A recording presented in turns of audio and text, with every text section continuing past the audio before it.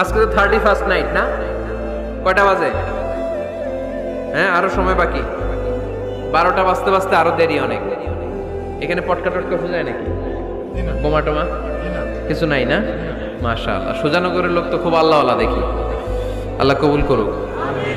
এই যে নতুন বছরের জন্য প্ল্যান, এই জন্য 31st নাইট নামে পৃথিবীতে কোনো দিবস ইমানদারের জন্য বৈধ হইতে পারে না। 31শে ডিসেম্বর রাত 12টাকে পরবর্তী দিনের শুরুতে নাচে গানে ছেলে মেয়ে অবাক, অসভ্য নোংরামি উলঙ্গপনা, ফটকা ফুটাবে, বাজি ফুটাবে, নাচবে গাইবে, মদের আড্ডায় ভরে যাবে, উলঙ্গ অসভ্যতা অশ্লীলতা করবে। যুবক, রক্তে যদি ঈমানের এক ফোঁটা থাকে, মুসলমানের ঘরে যদি জন্ম নিয়ে থাকো, কোন মার পবিত্র মায়ের যদি 2 বছর দুধ পান করে থাকো, কোন মুসলিম পরিবারে যদি জন্ম নিয়ে থাকো, তো এখানের সবগুলো ছেলে তোমরা এখন এই মুহূর্তে বুড়া মুরব্বী যারা আছেন তারা জাগাত বসা থাকবেন, আপনারা না ওলামায়ে কেরামও বসা থাকেন। বাকি সমস্ত নওজোয়ান আজকে এই সমস্ত আলেমদের সামনে দাঁড়ায়া তোমরা এখন নিয়ত করো, আজকের এই 31st নাইটকে থুতু মারি, থুতু মারি, থুতু মারি, থুতু মারি। দাঁড়াও যুবক, দাঁড়াও নওজোয়ান, দাঁড়াও নওজোয়ান। 31st নাইট কোনো মুসলমানের অনুষ্ঠান হতে পারে না, সারাদিন অনুষ্ঠান। হাত ধরে বলো ঠিক কেন? You have to protect your son. You have to protect your daughter. You have to protect your society. You have to protect your son. You have to protect your community. 31st নাইটে আমাদের কোনো উদযাপন নাই, নাই, নাই, নাই। আমরা জানুসের পূজারী নই, আমরা আল্লাহর ইবাদত করি। আমাদেরকে কোটি টাকা দিলেও আমরা এই ভয়ঙ্কর সংস্কৃতির ভিতর দিয়ে শিরিক। আপনাকে কোন টেকনিকে যে আপনার ভিতরে আল্লাহর নাফরমানি ঢুকিয়ে দিচ্ছে।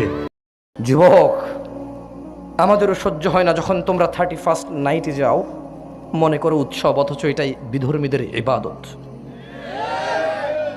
আমাদেরও কলিজা চূর্ণ বিচূর্ণ হয়ে যায় তোমরা বড়দিনে যাও, অথচ তারা তা পালন করে যে আল্লাহ এই দিনে ছেলে জন্ম দিছে। তোমরা যখন যাও আমাদের কলিজা ভেঙে যায়।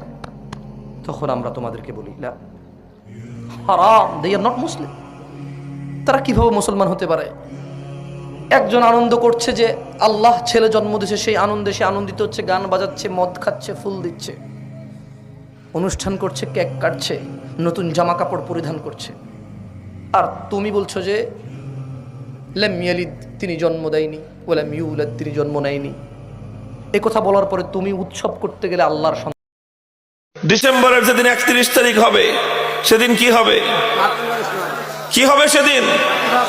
31st নাইট হবে। এই 31st নাইট উদযাপন করা, এগুলো আগে কোনোদিনও এই দেশে ছিল না। আমাদের বাপদাদারা তো দূরের কথা, আমরাই আমাদের জীবনের সূচনাকালে, আমাদের শৈশবকালে আমরা এই 31st নাইট নামক কিছুই দেখি নাই। কিন্তু আজকে আস্তে আস্তে ইউরোপিয়ানরা 31st নাইট উদযাপন করে। তারা এই দিনে নানা ধরনের আনন্দ উল্লাস করে, নানা ধরনের অশ্লীলতার স্রোতে তারা গা ভাসিয়ে দেয়, নানা ধরনের মদ্যপান, নেশা জাতীয় দ্রব্যের সয়লাব বয়ে যায়। তাদের দেখা দেখি আজকে বাংলাদেশে 31st নাইট নামক এক নতুন কালচার আমদানি করা হয়েছে। আল্লাহর নবীর কথাগুলো কিভাবে বাস্তবায়িত হচ্ছে দেখেন, কিভাবে বাস্তবায়িত হচ্ছে। মুসলমানদের ঘরগুলোকে, মুসলমানদের সমাজকে ধ্বংস করে দেওয়ার জন্য যত ধরনের আয়োজন সম্ভব, সব ধরনের আয়োজন মুসলমানদের মধ্যে করে দিচ্ছে। মুহতারাম হাজিরিন, বেঈমানরা জানে ইমানদাররা আবার এক সময় জেগে উঠবে। ওদের জানা আছে এই যে আজকে উম্মতে মুসলিমার আজকে যে অধপতন, সারা দুনিয়া জুড়ে মুসলিম জাতির আজকে অধপতন, এটাই মুসলমানদের চূড়ান্ত পরিণাম নয়, বরং এই অধপতনের পরে আবার মুসলমানরা জেগে উঠবে ইনশাআল্লাহ। জাগরণ ঘটবে মুসলমানদের, সারা দুনিয়া জুড়ে মুসলমানরা আবার জেগে উঠবে। মুসলমানদের সেই জাগরণ রুখে দেওয়ার শক্তি কারো নাই। আল্লাহর পয়গম্বর ভবিষ্যৎবাণী করেছেন, আমার নবী মুহাম্মদ আরবি সাল্লাল্লাহু আলাইহি ওয়াসাল্লাম ওয়া হুয়া সাদিকুল মাসদুক, আল্লাহর পয়গম্বর ইরশাদ করেছেন, লা ইয়াবকা আলা যাহরিল আরদি বাইতু মাদারিন ওয়ালা ওয়াবার ইল্লা আদখালাহুল্লাহুল ইসলাম ইম্মা বিইজ্জি আজিজ ওয়া ইম্মা বিযিল্লি জালিল। আল্লাহর পয়গম্বর বলেছেন, সারা পৃথিবীতে এমন একটা ঘর অবশিষ্ট থাকবে না, চাই সেটা কাঁচা ঘর হোক অথবা পাকা ঘর হোক।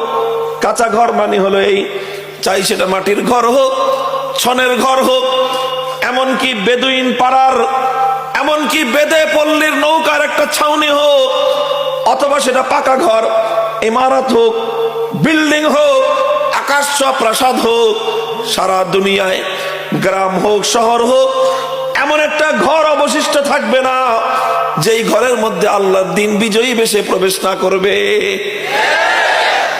এই 31st নাইটে যদি আপনি কিছু করতেই চান, তাহলে আমি বলবো, আমার পরামর্শ, সুন্দর করে ওযু করে আইসে আপনাকে জায়নামাজে দাঁড়াতে হবে।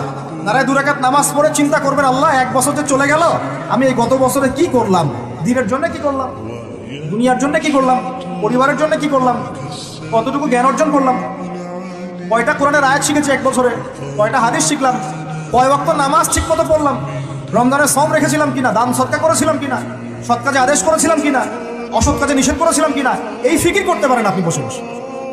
যদি করতেই হয় কিছু, তাহলে এটা করতে হবে, অন্য কিছু করার সুযোগ আছে, উচিত হবে। একই তো আমাদের দেশের সাথে এই সংস্কৃতি কোনো সম্পর্ক নাই, এটা দেশদ্রোহিতাও হচ্ছে, আবার ইসলামের সাথে দূরত্ব কোনো সম্পর্ক নাই, ইসলামের সাথে দ্রোহিতা করা হচ্ছে। তাহলে বলেন, আমরা যদি আল্লাহ এবং তার রাসূলের সন্তুষ্টি চাই, তাহলে আমরা কি আল্লাহ এবং তার রাসূলের শত্রুদের সংস্কৃতি গ্রহণ করতে পারি? আল্লাহ পাক আমাদের সবাইকে বোঝার তৌফিক দান।